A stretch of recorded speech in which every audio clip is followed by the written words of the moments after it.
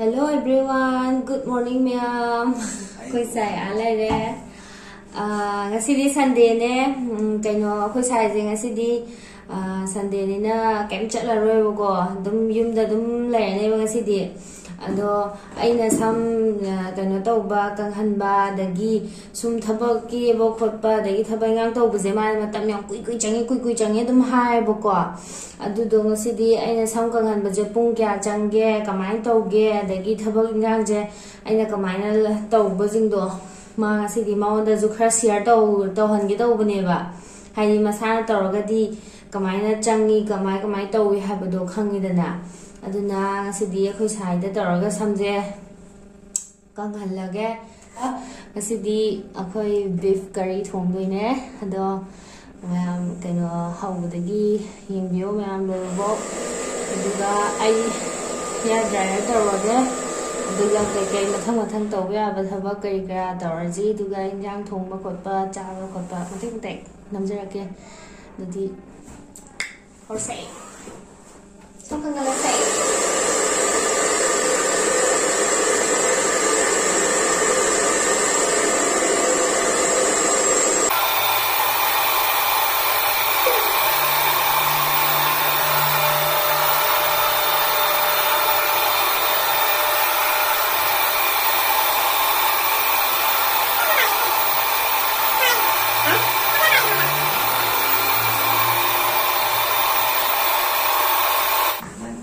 kanghan baloi re lia la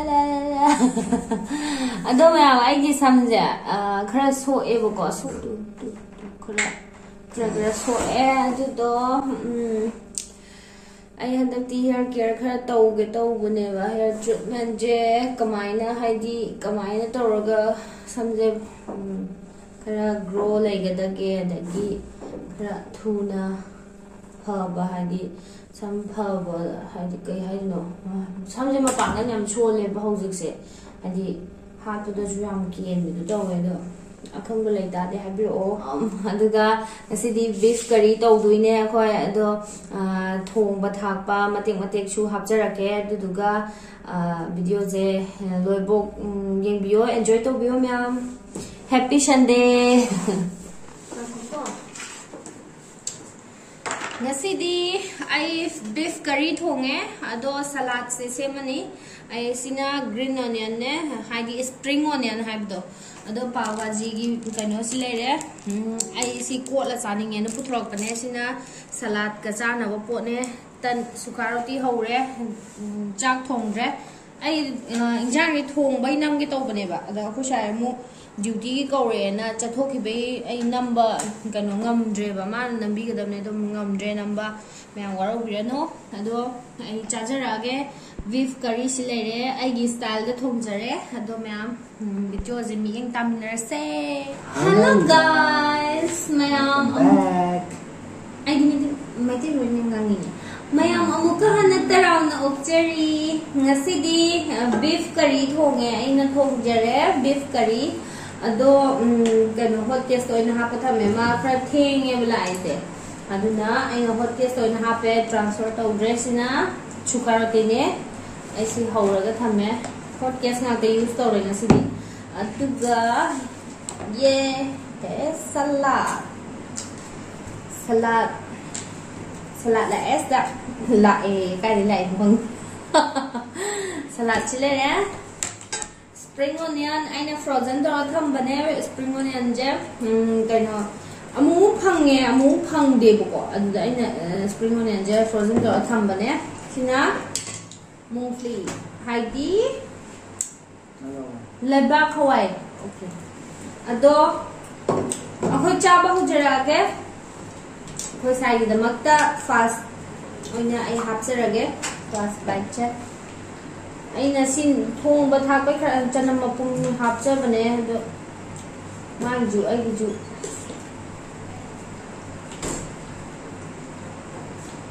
ya sina kaino sweet potato no ha kane anam mana ma to nga tane sanje hao nyam chanam yawe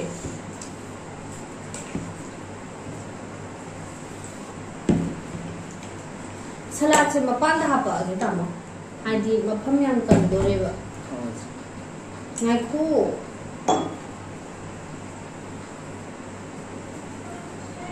Chao làm chao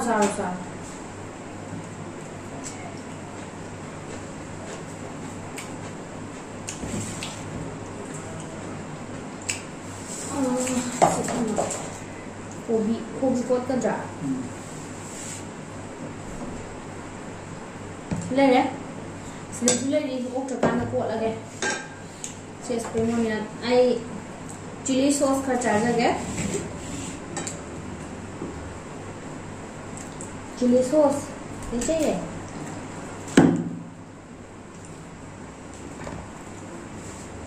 jadi coba hora guys coba hora ko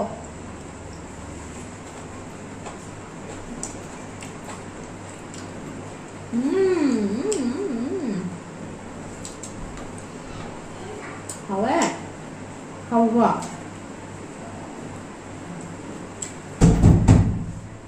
có nè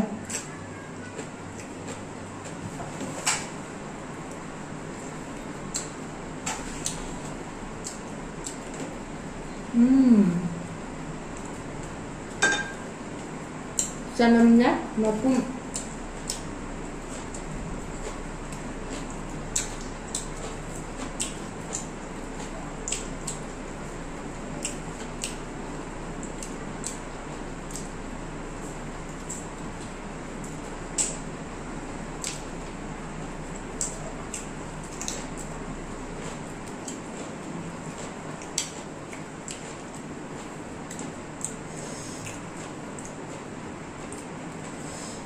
kami sih mamapung apa nih tamu kami sih mamapung nih selera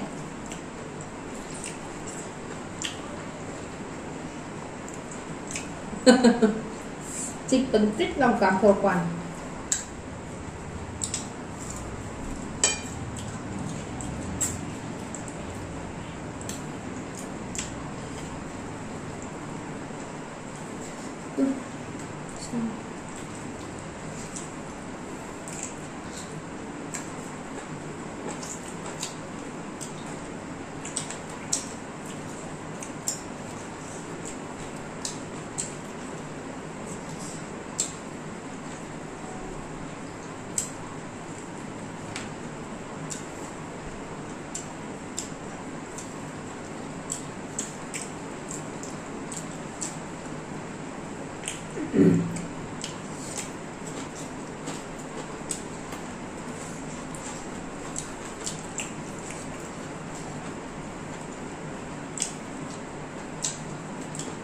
hao ăn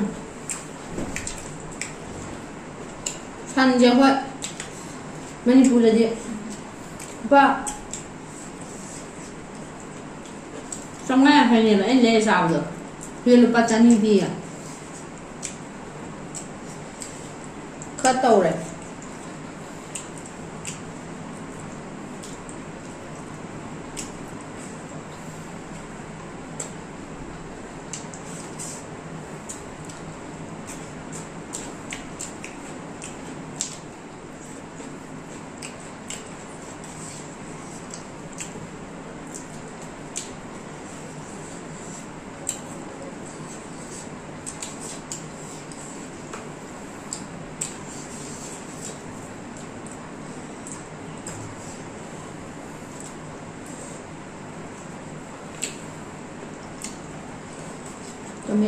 tomato chili sauce lagi musi lagi tilhau lagi spring onion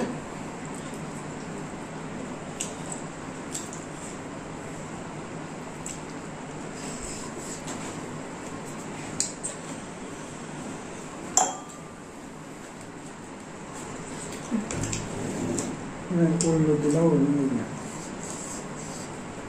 lâu nè ôn mà này được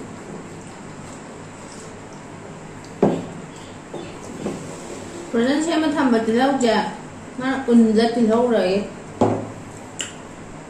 hoài mới tả rồi sao không kìa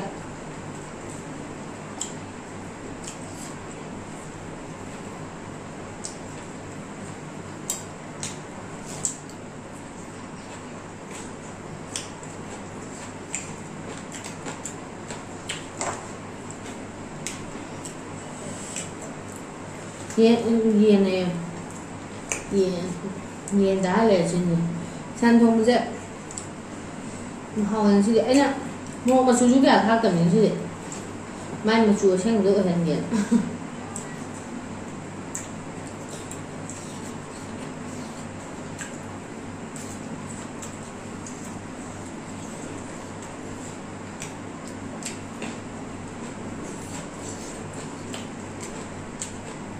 cái mà phía nhân chuyện là người sử dụng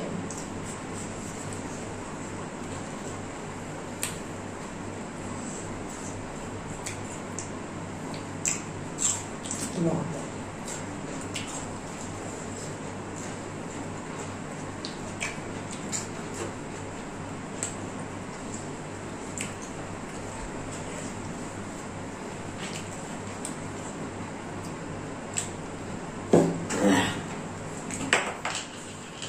salad chả masala nem chai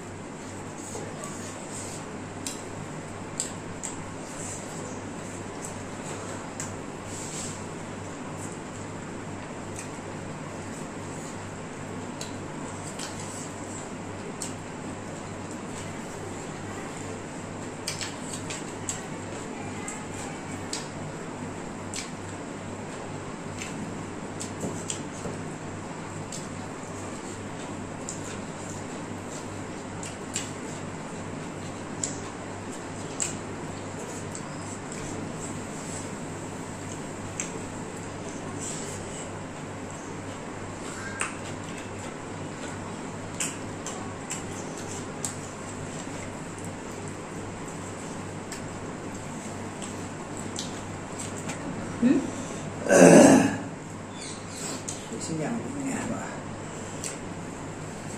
không nè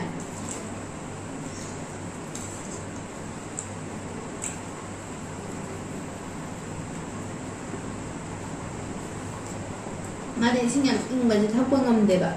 아이디 신경 ing를 내면 탁방이 나다봐.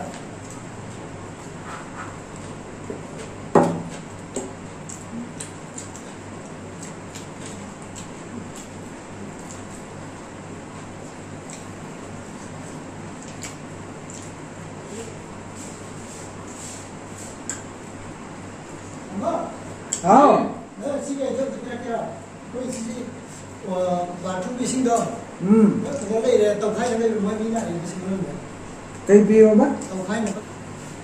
그건 뭐야 챔피언이래. 시빌리안 칭한 배다 뭐.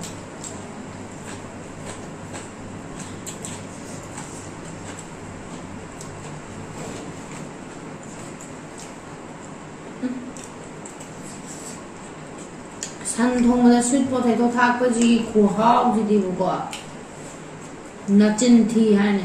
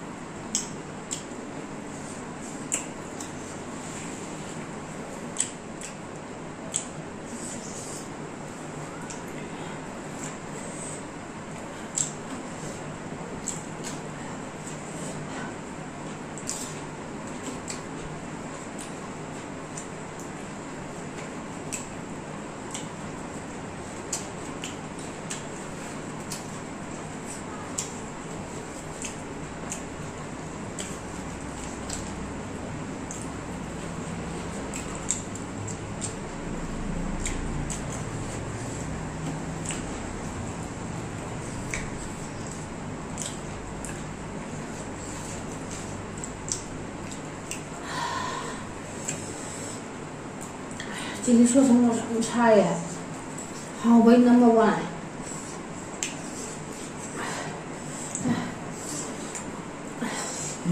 Khusha je. How de. How ko am je me na.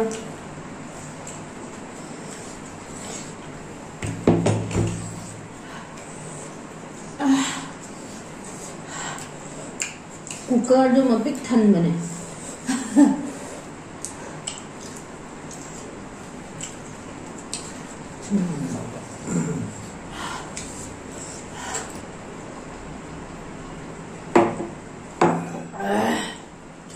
Mà anh mở cái chút thả luôn. Hôm nay anh tỏ rồi.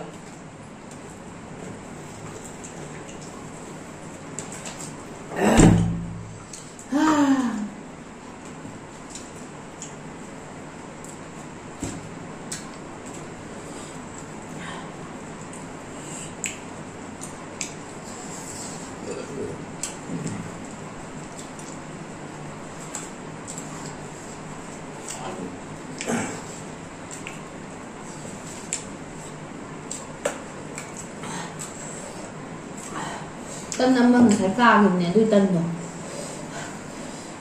sao nó không mà tân cho một tôi được nó thầm bây giờ ôi lâu rồi nè cao rồi creepy story chứ á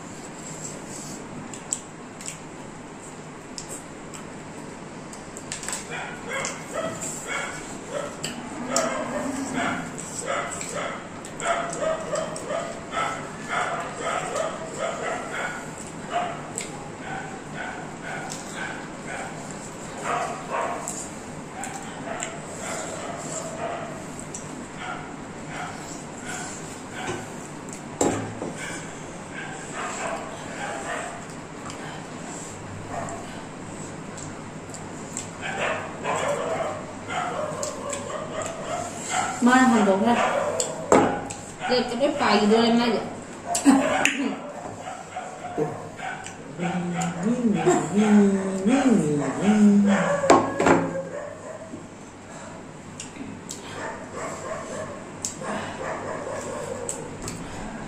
Maru je. Mau ndak ma, ai ngon ndak ma. Maru ani khagyaw re.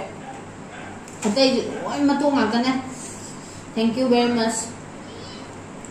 Matong ngak na.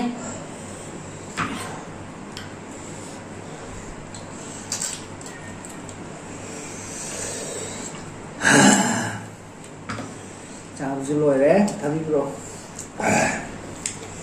Ok chưa?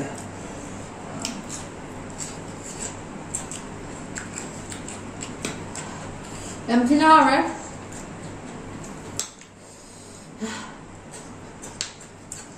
Sige mathagi vlog ti akhoi Manipur da tholopagi vlog oina semjarage ma'am. Kamai tholapa kamai tauba habido Manipur roga kamai tauba ai akhoi sai bani Manipur hegi ropaga mayamgi giveaway handover tauba soi dana lakjarani mayam ngaibiramo aduga kamay tawbano habido yeminarse Masigidi matang asayda bye bye